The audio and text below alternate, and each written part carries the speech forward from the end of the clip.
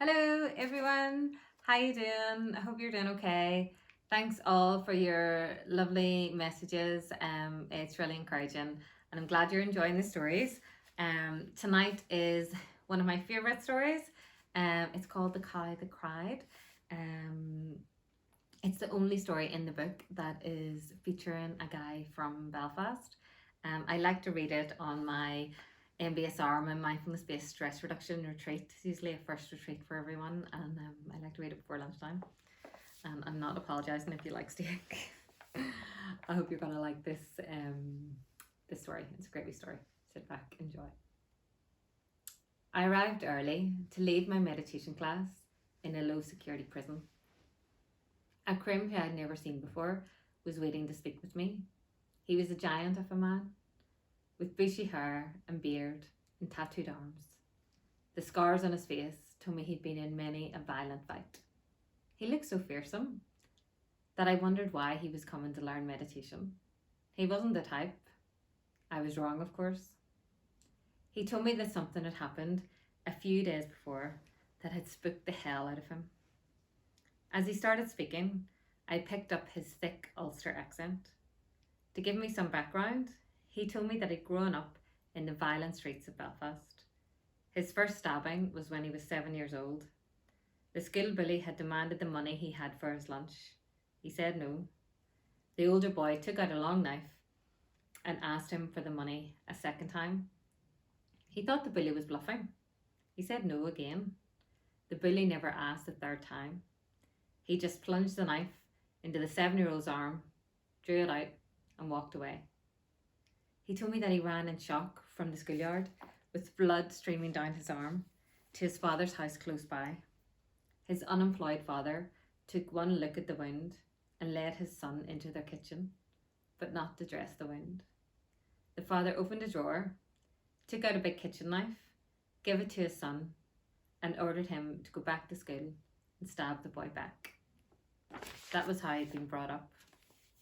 If he hadn't grown so big and strong, he would have been long dead. The jail was a prison farm where short-term prisoners or long-term prisoners close to release could be prepared for life outside, some by learning a trade in the farming industry.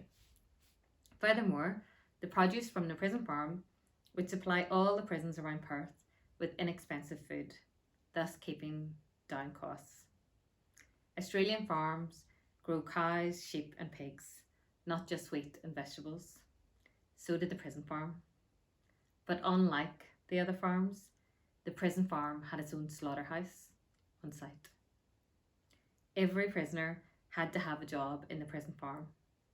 I was informed by many of the inmates that the most sought after jobs were in the slaughterhouse.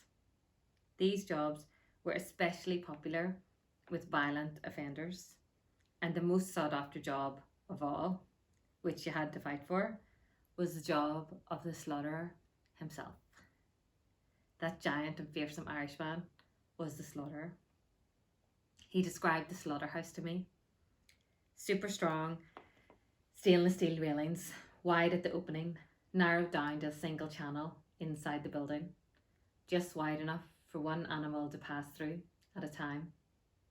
Next to the narrow channel, raised on a platform, he would stand with the electric gun. Cows, pigs, or sheep would be forced into the stainless steel funnel using cattle prods. He said they would always scream, each in its own way, and try to escape. They could smell death, hear death, feel death. When an animal was alongside his platform, it would be writhing and wriggling and moaning in full voice. Even though his gun could kill a large bull with a single high voltage charge, the animal would never stand still long enough for him to aim properly. So it was one shot to stun, next shot to kill. One shot to stun, next shot to kill. Animal after animal, day after day. The Irishman started to become excited as he moved to the occurrence only a few days before that had unsettled him so much. He started to swear. In what followed, he kept repeating, "This is the God's effing truth." He was afraid I wouldn't believe him. That day, they needed beef for the prisons around Perth. They were slaughtering cows. One shot to stun, next shot to kill. He was well into a normal day's killing when a cow came up like he'd never seen before. This cow was silent. There wasn't even a whimper.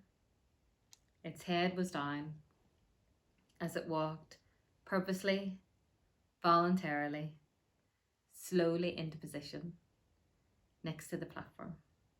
It did not writhe or wriggle or try to escape.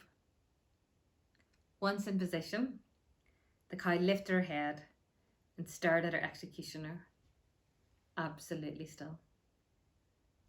The Irishman hadn't seen anything even close to this before.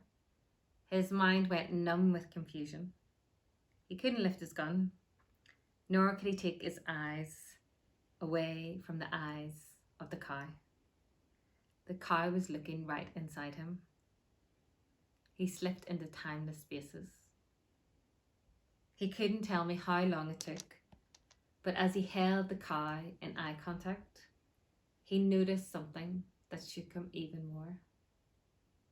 Cows have very big eyes. He saw in the left eye of the cow, above the lower eyelid, water began to gather. The amount of water grew and grew until it was too much for the eyelid to hold. It began to trickle slowly all the way down her cheek, forming a glistening line of tears. Long closed doors were slowly opening to his heart.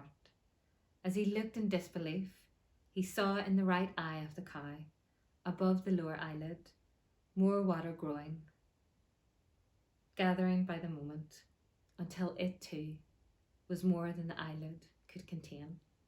A second stream of water trickled slowly down her face, and the man broke down. The cow was crying. He told me that he threw down his gun, swore to the full extent of his considerable capacity to the prison officers, that they could do whatever they liked to him, but that cow ain't dying. He ended by telling me he was a vegetarian now. That story was true. Other inmates of the prison farm confirmed it for me. The cow that cried taught one of the most violent of men what it means to care. Oh, that one always gets me just here. I don't know how it got you. Maybe you can let me know, and I will have a different story for you tomorrow. Thanks for listening, and see you online.